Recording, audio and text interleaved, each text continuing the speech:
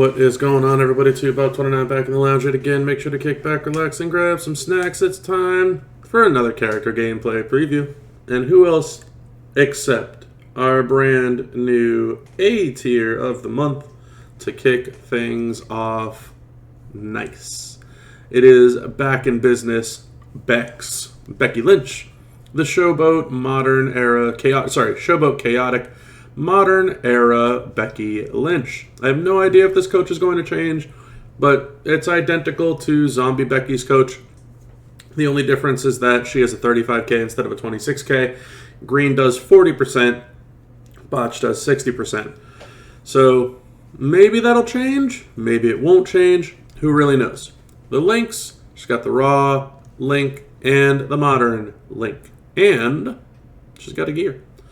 Multiply gems plus 4 on their strength when you get the gear for her. Becky is very good from what I can see and what I am hearing. But yeah, let's go ahead and just dive right on into it. I have a very oddball setup that I want to try out first.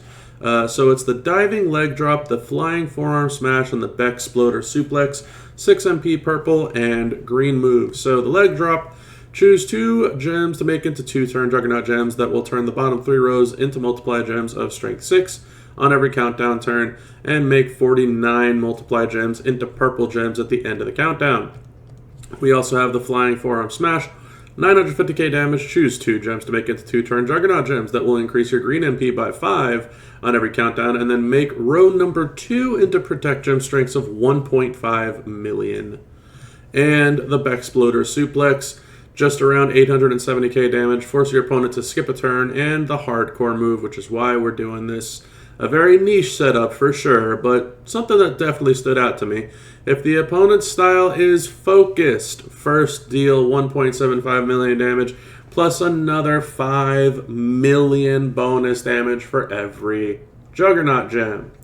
So, yeah, this is going to be an interesting one.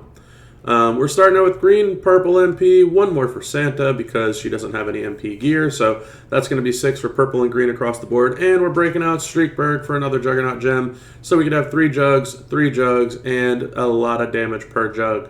The strap for this one, I don't have any skill plates. You can put the Ghostbuster plate as whatever, and just standard gem damage. We're not really worried about any of that because this is all bonus damage anyhow.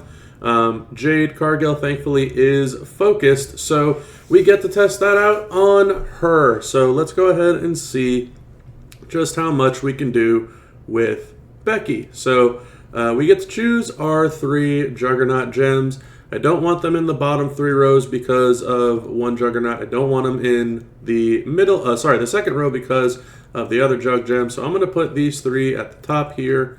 And I'm going to go ahead and put these 3 also right below it. Now I'm going to go ahead and stun Jade for a turn. And we're going to do 5 million per Juggernaut, which is 30 mil flat. This turn doesn't really matter in regards to what you swipe. There is an awesome purple and green swipe here, but I don't really care. I don't really need it. We'll take it anyway, just for argument's sake. It's fine. She's now stunned for the turn, and now our 1 Juggernaut gives us all the green MP that we need. The second Juggernaut turns the entire bottom 3 rows into multi-gems. We now get to stun her a second time and do another 30 million damage. And if we didn't cascade, we would be able to just swipe there. She would be stunned 1 more time. She would kick out, my apologies, if she had more health. In this case, she didn't because she has no health.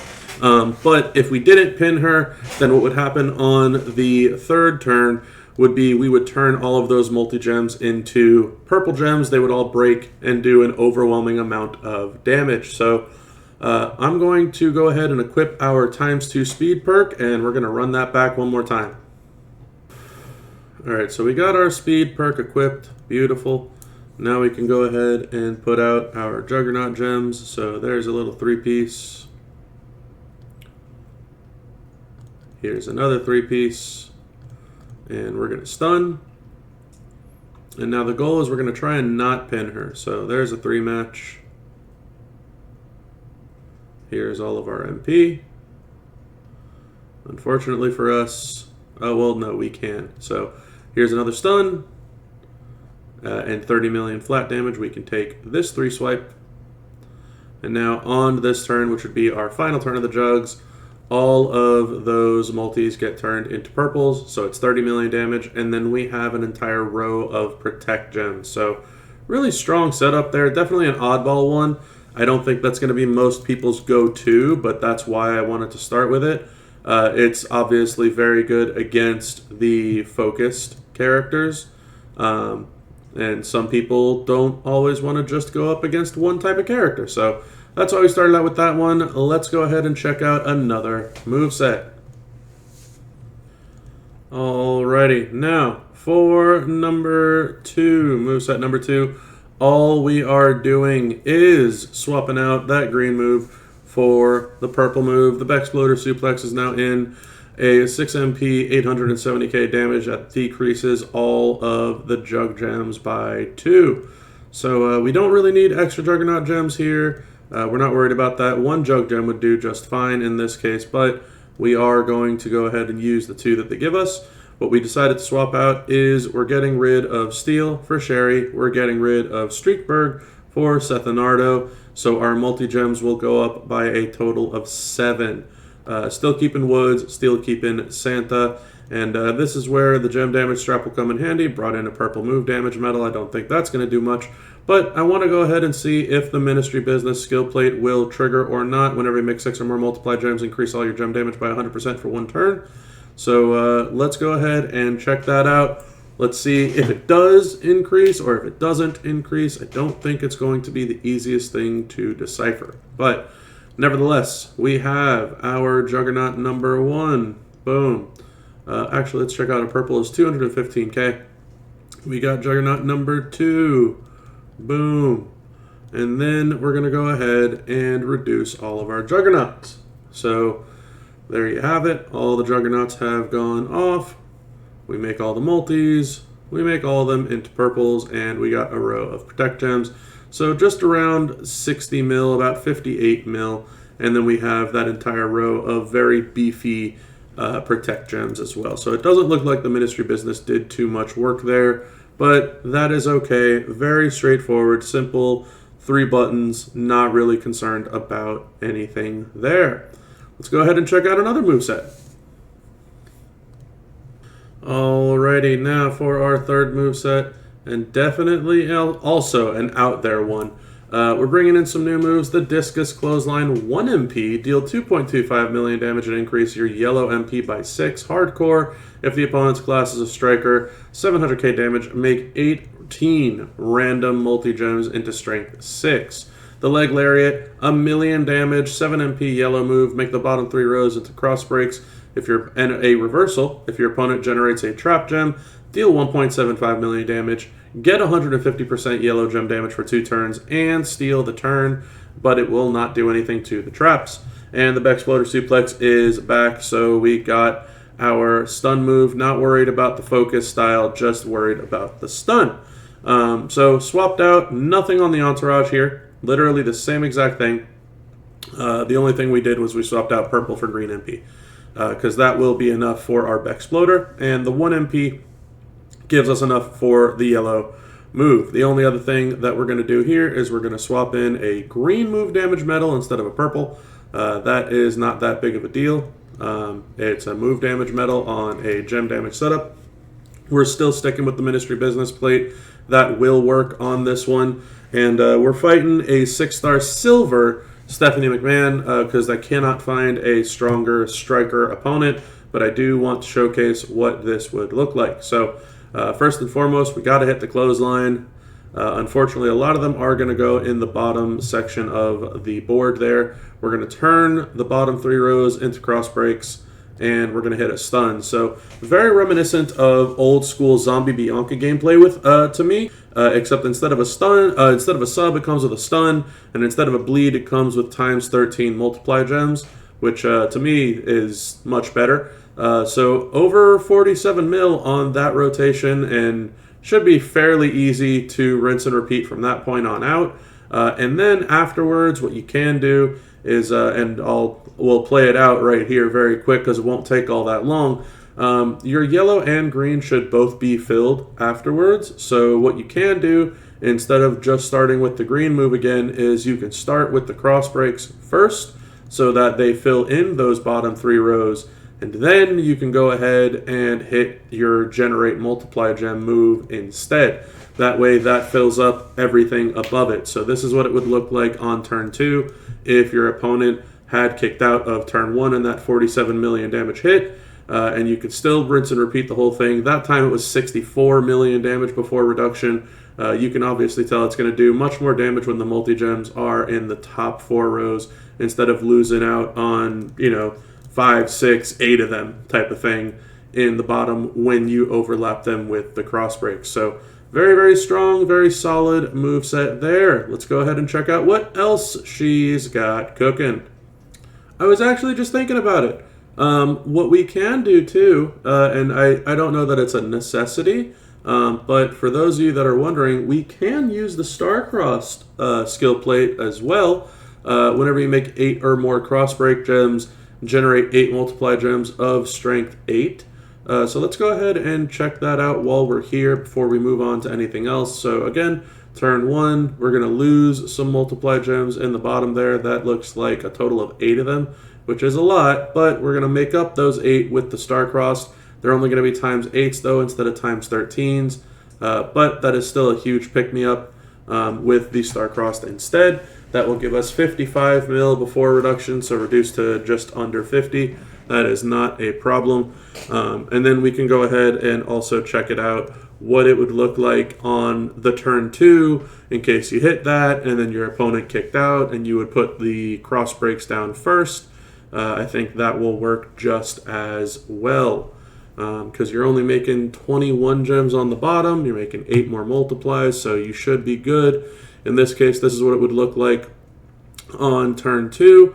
There's your cross breaks, there's your multis. This will not overlap the multis or cross breaks that are already on the board. There's a couple of open spaces left. There's your stun move.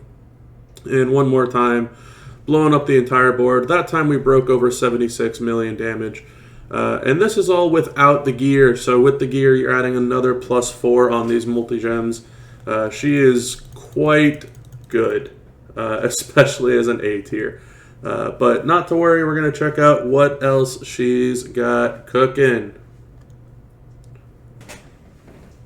Alright, for our final move set, all we did was we swapped in the finisher instead of the stun. The finisher, the manhandle slam, 10 MP yellow, 1.75 million damage plus 400k bonus damage for every cross break on the board, and then a finisher for another million and turn the entire board into yellow. The only thing that we swapped out here was the MP trainer, so instead of using steel, we're using Kofi. The 1 MP move will fill up the rest of it. For this particular one, we're going to go ahead and fight a striker. We will check it out against a non-striker, and that will mean that we'll have to go ahead and replace these trainers and coaches as well. But for the time being, we're sticking with the same exact thing that you saw beforehand. What will be worth it is equipping a yellow move damage medal instead of a green move damage medal, because we have now 2 yellow moves instead of 2 green moves. So let's go ahead and check it out one more time on Stephanie McMahon and see what we are cooking with. So we would be starting with a grand whopping total of 5 yellow MP. In this case, it would be 6 yellow MP because we have Santa, which we don't need. But nevertheless, let's go ahead and check out this setup. So there we go with the start. Next, we're putting out our cross breaks. We're overwriting a bunch of these in the bottom row. And then we're hitting our finisher for some major bonus damage for each of those cross breaks. And then the entire board not only blows up, but goes yellow, which is a huge amount of damage as well. That's over 95 million damage with missing all of those multi-gems. And what I want to try and do now is I want to go ahead and see what it looks like with Uncle Howdy instead of Santa, because Santa is unnecessary and also a little unrealistic with the fact that he's, gold Santa. So there's Howdy. There you go. let's check this one out. So turn 1, again, we would start out with our generate, which is now an insane generate multi-gems. And then we're going to go ahead and make the bottom 3 rows into cross break gems. Boom, boom. And we're going to generate our 8 times 8s from the star crossed. We're doing 400k times 21. So there's our 8.4 million bonus damage, the flat move damage, and the entire board goes boom and yellow. Another 128 million damage. So this is a striker killer for sure. And again, this is all without the gear, but let's go ahead and be a little more realistic. Let's find a non-striker, and let's check out how good she will do against somebody like, I don't know, Jade Cargill. We always like to fight Jade. But what we're going to have to do and have to change up is now we're not generating any of these multi-gems, so all this entourage needs to get upheaved and sent out the door. Because we don't need any of this stuff. So what you can do is you can focus on yellow gems, or what you can do is focus on cross break gems. I don't think that cross breaks are really necessary because it is only 21 of them, where yellow gems are the entire board. This is just the first yellow gem character that I found. That's how I'm going to go about doing this, is whoever the first yellow gem characters that I'm going to find are the ones that I'm going to be using. For 40%. Cross break 100%. That's not horrible either. That's fine for me. And we're going to stick with the same skill plates. So let's go ahead and check out what this is going to look like now without the multiply gem boost against Jade Cargill. I am afraid that this is going to be a significant drop off, but we will find out. So there's the MP gain.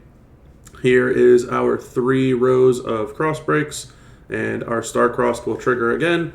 We'll get our bonus damage out per cross break. Does a lot of damage, especially with the move damage. Everything goes yellow on the board, and there's another 40 mils, so 64 million damage, which is pretty solid, but you could tell that Becky was meant and built to absolutely dismantle strikers. Let's go ahead and see what we could cook up with the gear now. Alrighty, we're back. We got our gear. It is the Money in the Bank 2025 gear. This is available in the Armory contest this monthly. So if you're unaware, you can get this gear at the 3 million milestone in the Armory contest this month. So should be pretty solid for a lot of players to come across. I haven't changed any of this type of stuff just yet. What I want to do and what I would like to do is I want to go back to that Stephanie with this exact setup before changing everything out. So let's go ahead and see what we can do there damage-wise. I believe Stephanie is around here somewhere. There she is.